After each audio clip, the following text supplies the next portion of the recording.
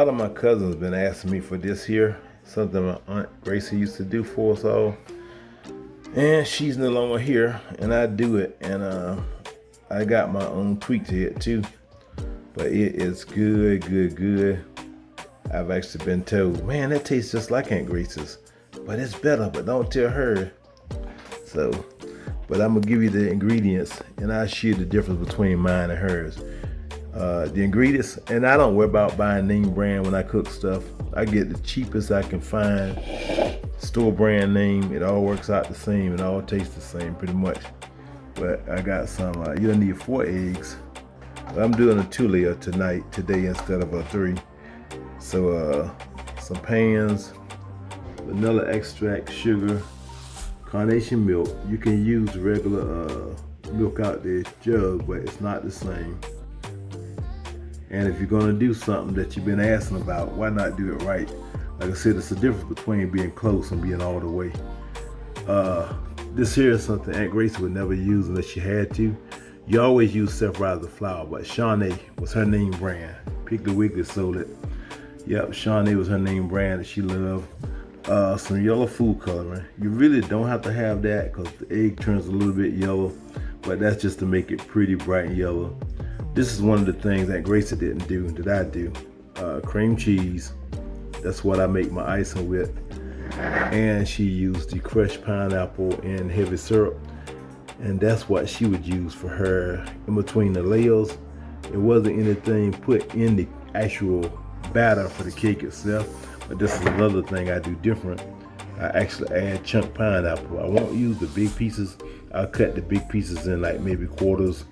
And that way, for the people that love pineapple cake, you'll get a little bit of chunk of pineapple in every bite. And if you don't love pineapple cake, this is not the cake for you anyway, so don't worry about it. And this here is this is a game changer. You gotta do this. I use 3.5 sticks of butter. That's why it be so nice and moist. But let me show you why I got this one here open. You gotta leave your butter out so that it becomes room temperature by itself. You cannot melt the butter. You cannot use anything else because it turns into oil. It's not the same. And let me show you here. See how I can take the paper off of this, I can do everything to this, and it still maintains the shape of the stick because it's completely creamy, it's completely room temperature. And watch this. See how soft that is? That's the purpose of leaving it to become room temperature.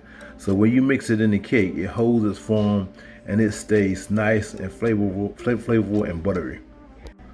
But this right here is one of the things I say, you know what?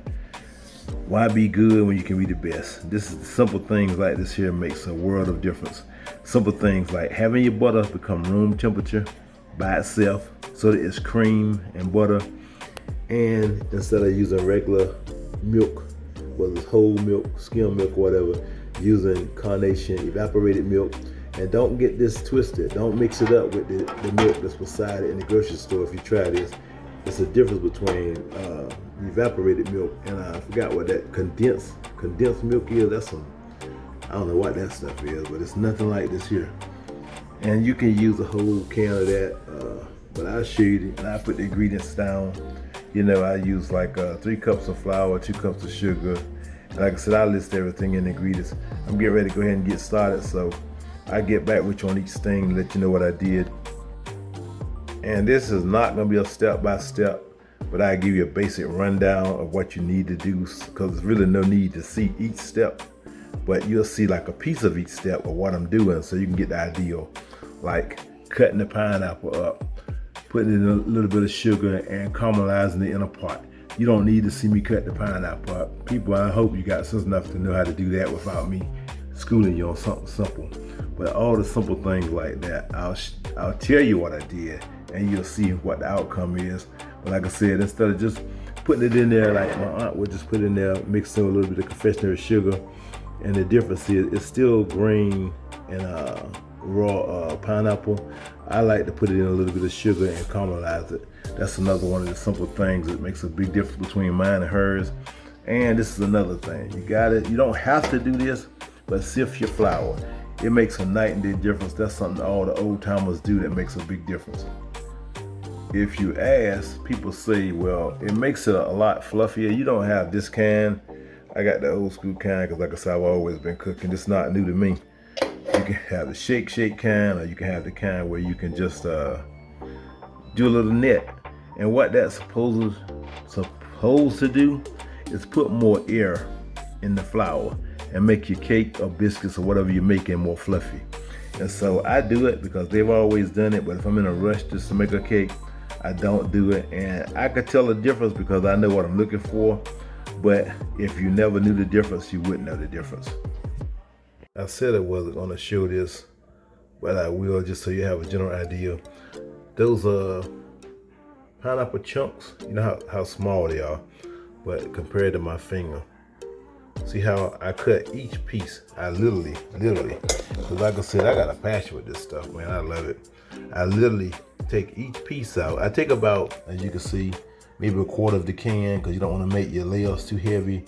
But I take each piece out literally and cut it into like 4 pieces like this. So when you mix it up in the batter, it's not too heavy and it stays spread out throughout the batter of the cake. Another thing is, like I said, I'm getting ready to throw it and then caramelize it. I always start off with this first because it gives it a good 15 minutes to caramelize while you're doing the rest of the stuff. And I always go ahead and preheat my oven. It's preheated on 350. That's what I cook the cake on. Next, once I chop up the pancake, oh my goodness, Grayson come in wanting pancakes. Next, I chop up the pineapple. I throw the probably 3/4 of the can of the crushed pineapple and heavy syrup in there. I put like a quarter of a cup of sugar, maybe a little bit more, and now I'll stick it on the stove to caramelize it.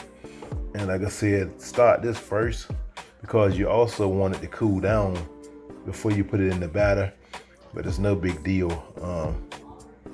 Okay, this is another thing that's a simple thing that if you weren't really a good cook or you didn't really cook a lot that you might not think about. Okay, always put your dry stuff in first when baking something. Like this is the 3 cups of flour and the 2 cups of sugar. Okay, so put them in and then you go ahead and mix them up good because that's an even mix. Then versus if it was wet from milk being in there, eggs being in there, stuff like that, it would still mix, but it wouldn't mix as good and as evenly as when it's just straight dry flour and sugar. Okay, now watch this. I'm adding the butter in first just so you can see what I'm saying. Look at this, it's all 4, see this here? All 3.5 sticks of butter are completely out of the paper and in the mix. But look how soft this is, look. I'm not pushing hard, it's got 1 finger on it. And that will mix right into this stuff. And that, see it up close? It's cream. That's how you get that nice buttery flavor in every bite of this cake. And now I'm gonna mix this in. I use a cup of milk. Pretty much you can use the whole can, it's close enough. And the vanilla and the this I do just a dash. You know, maybe like a teaspoon of vanilla, just a dash of decoloring, and the 4 eggs.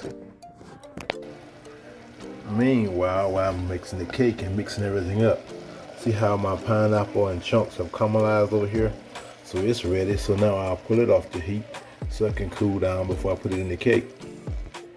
Okay, now I'm starting to mix everything up. I got the eggs, got the flavoring, got the milk. I just measured out 1 extra cup of that milk instead of the whole can. But I'm gonna show you something. This is very important too. This is very important.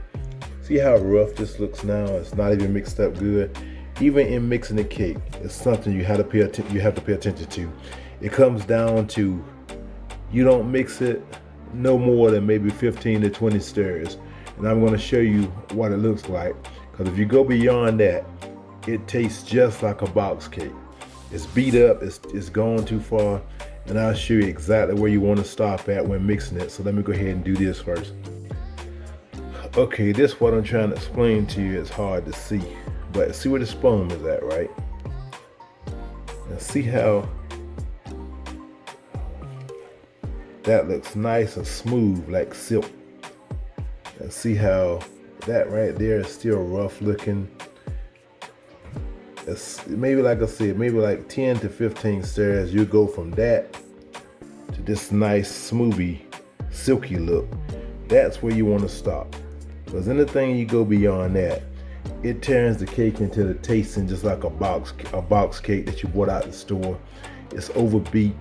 Everything you did to make these simple things, to make this into a number one cake, you're on number 2 or 3 now. But like I said, as soon as you get where you get that smooth, silky look, that's where you want to stop at. And people might think it don't make a big difference, but if you're not a real good cook and you're not particular about simple things, it's not a big deal to you. Now look at that. Now look how nice and smooth and silky it looks evenly all over. Like I said, I just did maybe, I think it was like 12 to 13. I was actually counting stirrers from the beginning of mixing everything to now. And now that baby's ready. But now I'm getting ready to add in the pineapple chunks. This is also a must. You want to coat your pans with something. You can rub butter in the bottom, sprinkle a little flour around, or you can get Pam or some kind of spray. But make sure you get the one that says bacon, because the one that says bacon has flour in the oil that sticks in the pan, and that helps. If not, and you use regular Pam cooking oil, it does not work the same, and it breaks your layers up, breaks your cakes up, and all that trying to get out the pan. Now I got the caramelized pineapple chunks in. Get ready to mix that into the batter. And I can put the batter in the pans and bake it. Now look at this here. So you see all that pineapple chunks mixed in. So every bite you're gonna get a piece of pineapple. And like I said, if you don't like pineapple or if you don't like vanilla flavoring, this ain't the cake for you. Keep moving. But this is very good. And I do the same thing with other fruit cakes too that I make, like strawberry. Strawberry is one of my favorites. Okay, now you find out what part of the this part of the cream cheese plays. I'm getting ready to throw it in this bowl along with the rest of the caramelized pineapple, and that's going to make my icing for the cake. I'll make enough to go between the layers and I'll cover the whole cake. Now if you look in the oven, you see the 2 round pans, that's for us. The square one, that's for my neighbors across the street. I always do a little something for them. And this is another thing, if you're baking a cake and you don't have see-through doors like a glass door, do not open the stove. If you open the oven, the cake will fall and it's a mess. And you never recover from that. It's no good at all. Like I said, so don't ever do that. Just have to put your timer down. Mine are about ready to come out. It's funny because I was just thinking, everybody know me, know I'm a different type of guy.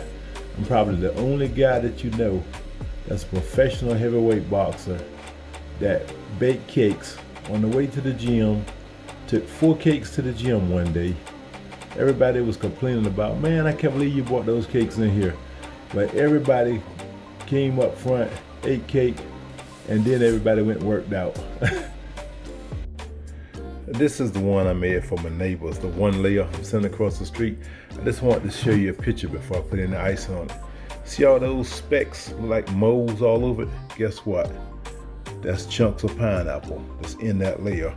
So every time they get a bite, they're gonna get a chunk of pineapple. And that's what I'm saying. If you love pineapple, this is the cake for you. If you don't, this is not the cake for you. It's actually so moist that I can barely spread the icing across without even ripping it. Look at that. It's just as soft as a Twinkie. When I put this is why the main reason I stopped doing 3 layers, because it was so moist. The weight from the second layer may still crush this one in some, but definitely on the 3rd layer, it will push in. The bottom layer would cave in. It was so moist.